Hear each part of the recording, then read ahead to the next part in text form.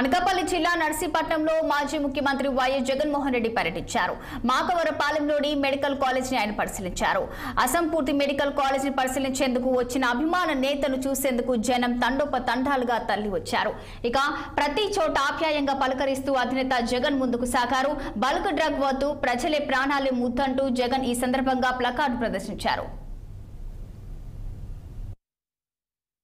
Speciality hospital కూడా ఉత్తరాంధ్ర ప్రాంతానికి మంచి జరిగిస్తూ కాలేజీలన్నీ కూడా నిర్మాణంలో ఉన్నాయి.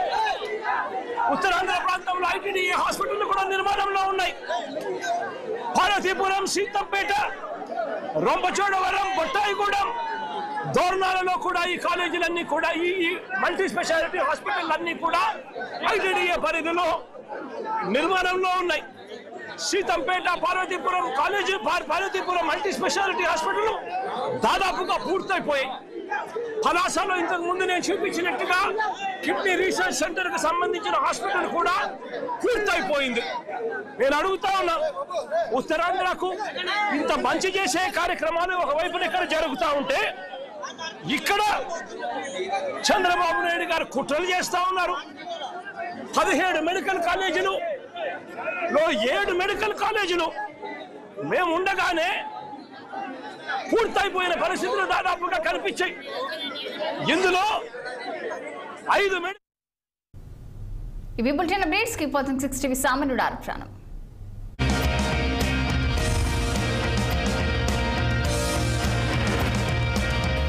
2023-24లోనే క్లాసులు కూడా స్టార్ట్ అయిన మెడికల్ కాలేజీలు విజయనగరం, రాజమండ్రి, ఏలూరు, మచిలీపట్నం, నంద్యాల ఈ 5 కాలేజీలు కూడా పూర్తిగా కాలేజీలలో క్లాసులు కూడా 2023-24లో స్టార్ట్ అయిపోయి ఇప్పటికే 3 బ్యాచ్లు అడ్మిషన్లు కూడా పొందారు.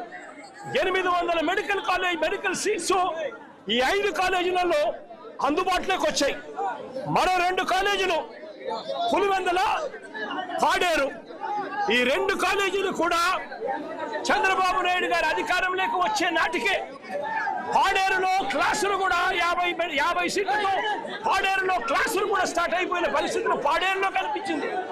పులివెందులో మరో 50 సీట్లకు సంబంధించి నేషనల్ మెడికల్ కౌన్సిల్ వాళ్ళు 50 సీట్లకు సంబంధించి అనుమతి ఇస్తూ కేంద్రం క్లాసులు బిగిన్ చేయమని చెప్తే చంద్రబాబు నాయుడు గారు మాకు క్లాసులు వద్దు, మెడికల్ కాలేజీ వద్దు అని చెప్పి చంద్రబాబు నాయుడు గారు తిరిగి వెనక్కి రిజెక్ట్ చేసిన పరిస్థితులు. అంటే చంద్రబాబు నాయుడు గారు అధికారంలోకి వచ్చే నాటికే దాదాపుగా 7 కాలేజీలు విజయనగరం, రాజమండ్రి, ఏలూరు, మచిలీపట్నం, నంద్యాల, పులివెందుల, పాడేరు ఈ 7 మెడికల్ కాలేజీలకు సంబంధించి దాదాపుగా పూర్తిగా క్లాసులు మొదలైపోయి పూర్తిగా ప్రాజెక్టులు అయిపోతా ఉన్న పరిస్థితుల్లో ఈ 7 కాలేజీలు కనిపిస్తా ఉన్నాయి. ఇక మిగిలింది మరో 10 కాలేజీలు. ఈ 7 కాలేజీలకు మిగిలిన 10 కాలేజీలకు ఈ 17 కాలేజీలకు అవసరమైన ఖర్చు 8,000 కోట్ల రూపాయలు. ఇందులో దాదాపుగా 3,000 కోట్ల రూపాయలు చంద్రబాబు నాయుడు గారు అధికారంలోకి వచ్చే నాటికే 3,000 కోట్ల రూపాయలు దాదాపుగా ఖర్చు చేసి ఈ స్థాయిలోకి ప్రాజెక్టులన్నీ కూడా తీసుకొని రావడం జరిగింది.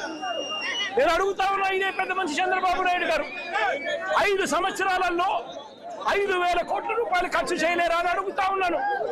5,000 కోట్ల రూపాయలు ఖర్చు చేస్తే 5 సంవత్సరాలలో సంవత్సరానికి 1,000 కోట్ల రూపాయలు ఖర్చు చేస్తే కొన్ని కోట్ల మందికి ఆధునిక దేవాలయాల కింద పేదవాడికి ఉచితంగా వైద్యం అందుబాటులోకి వస్తుంది. అందుబాటులోకి రావడమే కాకుండా రాష్ట్రంలో మొత్తం 2019 నాటికి ఉన్న మెడికల్ సీట్లు 2,360 సీట్లు అయితే మరో 2,550 సీట్లు అదనంగా గవర్నమెంట్ రంగం నుంచి ఈ 17 మెడికల్ కాలేజీల వల్ల యాడ్ అవుతాయి. అంటే రాష్ట్రంలో మొత్తం 4,910 సీట్లు మెడిసిన్ చదివే పిల్లలకు అందుబాటులోకి వస్తాయి.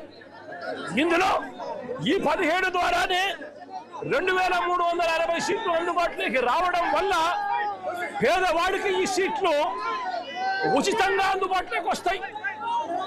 సగం సీట్లు, మరో సగం సీట్లు ప్రైవేట్ కన్నా అతి తక్కువ ధరకు పేదవాడికి చదువుకునేదానికి, మెడిసిన్ చదువుకునేదానికి సీట్లు అందుబాటులోకి వస్తాయి.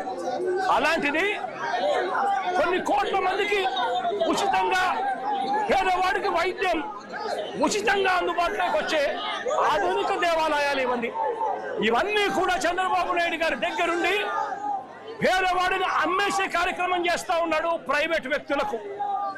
అసలు గవర్నమెంట్ అన్నది 5,000 కోట్ల రూపాయలు 5 సంవత్సరాలలో, అంటే సంవత్సరానికి 1000 కోట్ల రూపాయలు ఖర్చు చేయలేని అధ్వానమైన పరిస్థితిలో ఉందా చంద్రబాబు నాయుడు గారు అని అడుగుతా ఉన్నా ఇదే పెద్ద మనిషి చంద్రబాబు నాయుడు గారిని. కారణం ఏమిటి అనంటే అమరావతిలో 50,000 ఎకరాలు కాదు, మరో 50,000 ఎకరాలు సేకరించి 2 లక్షల కోట్ల రూపాయలు కేవలం అక్కడ రోడ్లు వేయడానికి, డ్రైనేజీలు కట్టడానికి, కరెంట్ ఇవ్వడానికి, నీళ్లు ఇవ్వడానికి, కేవలం ఇన్ఫ్రాస్ట్రక్చర్ కోసం గతంలో 50,000 ఎకరాలు, ఎకరాకు 2 కోట్ల రూపాయలు చొప్పున 1,00,000 కోట్లు కావాలని చెప్పి అన్నారు. పెట్టింది ఎంత అంటే 4,500 కోట్లు ఖర్చు పెట్టారు. మళ్ళీ ఇవాళ ఈ 50,000 ఎకరాలు సరిపో, మరో 50,000 ఎకరాలు మాకు కావాలి అని చెప్పి తీసుకుంటా ఉన్నారు. అంటే ఆ 50,000కు మళ్ళీ అక్కడ ఇన్ఫ్రాస్ట్రక్చర్ కోసం మళ్ళీ మరో 1,00,000 కోట్ల రూపాయలు ఖర్చు పెట్టడానికి సిద్ధమవుతున్నారు. అంటే 2 లక్షల కోట్ల రూపాయలు అమరావతిలో పెట్టడానికి సిద్ధమవుతూ 70,000 కోట్ల రూపాయల టెండర్లు పిలిచాము అని చెప్పి ఒకవైపున చెప్పుకుంటూ మెడికల్ కాలేజీలకు, కోట్ల మందికి మేలు చేసే మెడికల్ కాలేజీలకు, ఉచితంగా వైద్యం అందించే మెడికల్ కాలేజీలకు కేవలం 5,000 కోట్లు సంవత్సరానికి 1,000 కోట్ల రూపాయలు ఖర్చు పెట్టలేమని చెప్పి చంద్రబాబు నాయుడు గారు పేదవాడిని ప్రైవేట్ కు అమ్మేసే కార్యక్రమం ఇవాళ జరుగుతా ఉంది ఈ రాష్ట్రంలో. దీనికి పూర్తిగా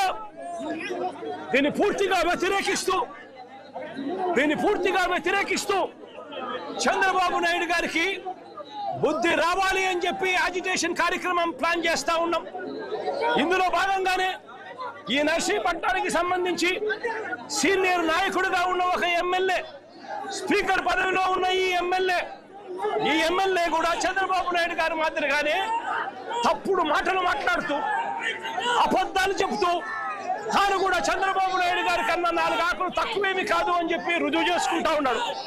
ఇదే పెద్ద మనిషి చంద్రబాబు నాయుడు గారు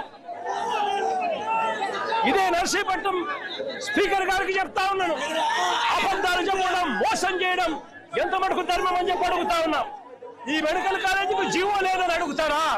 ఇదిగో జీవో నెంబర్ 204,